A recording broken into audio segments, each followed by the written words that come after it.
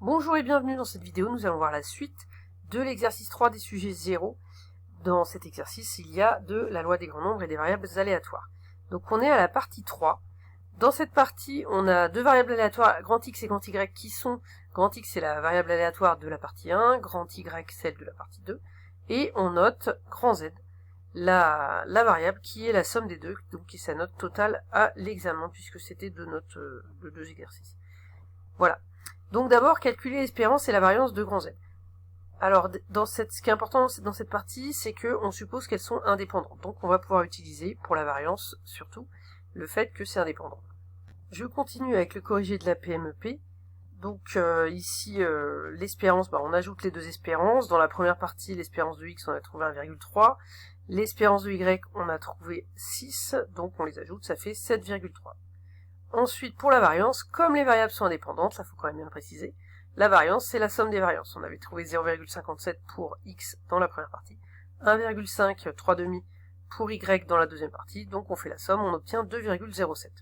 Maintenant, dans la question 2, on définit la variable aléatoire Mn, qui est la somme de n variables aléatoires Z, Z1, Z2, etc., Zn, qui sont identiques à la variable aléatoire Z, et on divise par n, donc c'est la moyenne. Alors, j'ai rappelé les valeurs pour l'espérance et la variance de Z. Ici, donc, on commence avec l'espérance de Mn. Alors, donc c'est l'espérance de Z1 plus, etc., plus Zn sur n. Donc déjà, je commence par sortir le facteur 1 sur n, puisqu'on a la formule qui dit que l'espérance de a fois une variable x est égale à a fois l'espérance de x. Donc là, le facteur petit a, c'est 1 sur n, on le met devant. Ensuite, une somme comme ça de variables aléatoires, l'espérance de la somme, c'est égal à la somme des espérances. Donc maintenant, je vais dire que justement, l'espérance de Z1, etc., plus Zn, c'est égal à l'espérance de Z1 plus, etc., espérance de Zn. Toutes ces espérances, elles sont égales à l'espérance de Z. Il y en a n, donc ça fait n fois espérance de Z. Donc les n se simplifient, il reste juste espérance de Z, et donc c'est 7,3. Ensuite, en question B, on demande quelles sont les valeurs de n, telles que l'écart type de Mn soit inférieur ou égal à 0,5. Alors pour l'écart type, on va d'abord calculer la variance, et puis ensuite l'écart type, c'est la racine carrée de la variance. Maintenant, donc question de petit b, on y va pour le calcul d'abord de la variance, avant de calculer l'écart type. La variance de Mn, donc c'est la variance de Z1 plus, etc., plus Zn sur n. Là, on va d'abord, comme tout à l'heure, s'occuper du coefficient 1 sur n qui est multiplié. Attention, pour la variance, le coefficient il ressort au carré. Donc ici, ça fait 1 sur n au carré ça fait 1. Donc j'ai écrit 1 sur n carré. La variance de la somme. Ensuite, la variance de la somme, comme les variables sont indépendantes, les Z1, etc., Zn, on peut dire que c'est la somme des variances. Voilà, donc c'est toutes les variances de Z, donc là c'est comme tout à l'heure, ça fait n fois variance de Z. On peut simplifier un n en haut, un en bas, il en reste un en bas. Et la variance de Z, on avait vu là que c'était 2,07. Donc la variance de Mn, c'est 2,07 sur n.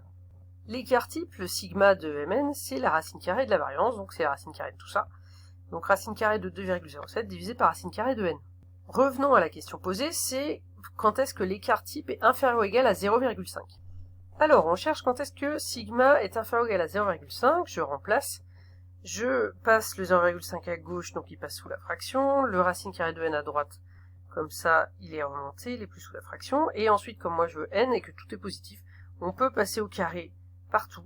Donc, ça fait 2,07, la racine carrée s'en va, 0,5 au carré en bas, et donc inférieur ou égal à n. On regarde combien vaut 2,07 sur 0,5 au carré. Ça donne à peu près 8,28.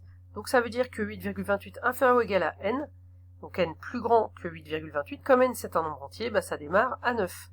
Donc les valeurs de n pour lesquelles l'écart type de Mn est inférieur ou égal à 0,5 sont les entiers supérieurs ou égaux à 9. Et enfin, dernière question, pour les valeurs trouvant petit b, montrer que la probabilité de Mn compris entre 6,3 et 8,3 est supérieure ou égale à 0,75. Alors, donc cette question, déjà, on va essayer de voir que veut dire cette inégalité. 6,3, 8,3, ça peut quand même vous faire penser à 7,3. Bon, voilà, parce que 7,3 c'est un nombre qu'on a déjà rencontré, c'est l'espérance de Mn, c'est-à-dire que c'est la moyenne, ce qu'on appelle mu, dans les formules des inégalités. Donc, on peut dire que 6,3 c'est 7,3 moins 1, 8,3 c'est 7,3 plus 1. Donc cette inégalité, elle correspond à ça. Si on fait moins 7,3 dans tous les termes, à gauche, le 7,3 s'en va, il reste moins 1.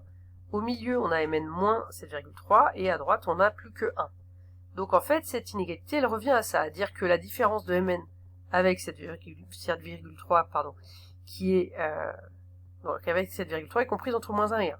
7,3, donc c'est mu, c'est-à-dire la moyenne, c'est-à-dire l'espérance de Mn. Donc on peut l'écrire comme ça, Mn moins mu, compris entre moins 1 et 1. Ça revient au même que de dire que la valeur absolue de Mn moins mu est inférieure ou égale à 1, puisque c'est compris entre moins 1 et 1. Alors maintenant, on va regarder dans le cours les inégalités qu'on a. En fait, on peut utiliser l'une ou l'autre. L'inégalité de bien-aimé de Chebyshev, elle correspond, dans ce cas-là, il faut, puisque nous on a Mn moins mu, il faut que que Mn joue le rôle de grand X. Et dans ce cas-là, V, c'est la variance de Mn. C'est-à-dire 2,07 sur N, on l'a calculé juste avant. On peut aussi utiliser ça, là ça ressemble pas mal, Mn moins mu, aussi. Par contre, ici, attention, dans cette formule, la variance V, c'est la variance de grand X, c'est-à-dire 2,07.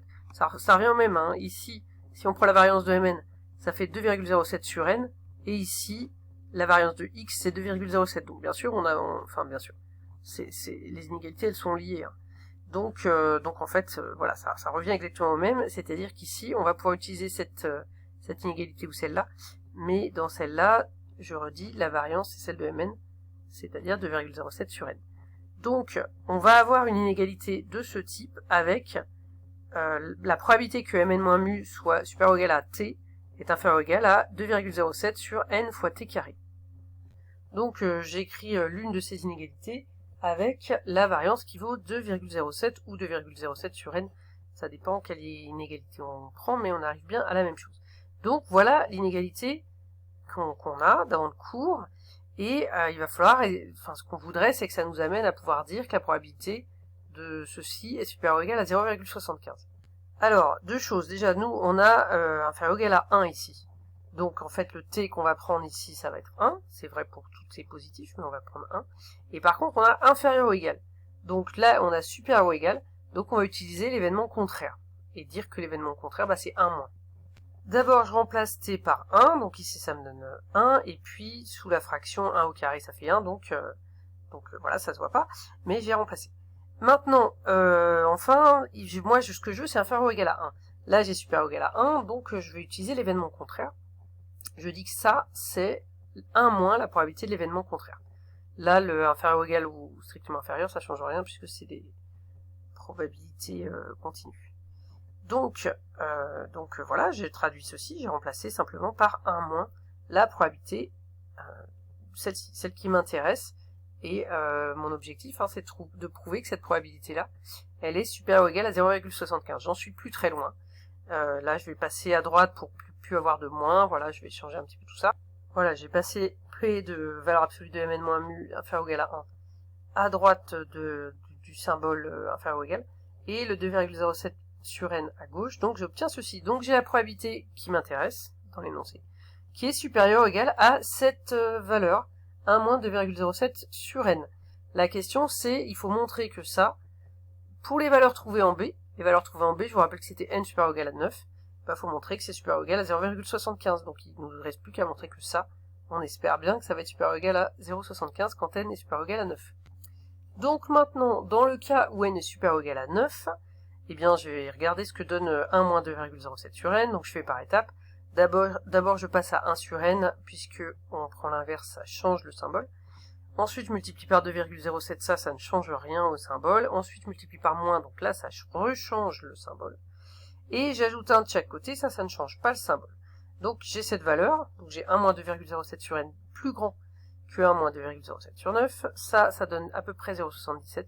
A fortiori, c'est plus grand que 0,75. Donc on a ceci plus grand que 0,75, donc P de tout ça qui est plus grand que ceci qui est plus grand que 0,75, et c'est donc plus grand que 0,75. Et donc c'est bien ce qui était demandé, cette probabilité supérieure ou égale à 0,75 pour les valeurs trop petit b, c'est-à-dire lorsque n supérieur ou égal à 9. Et voilà pour cet exercice.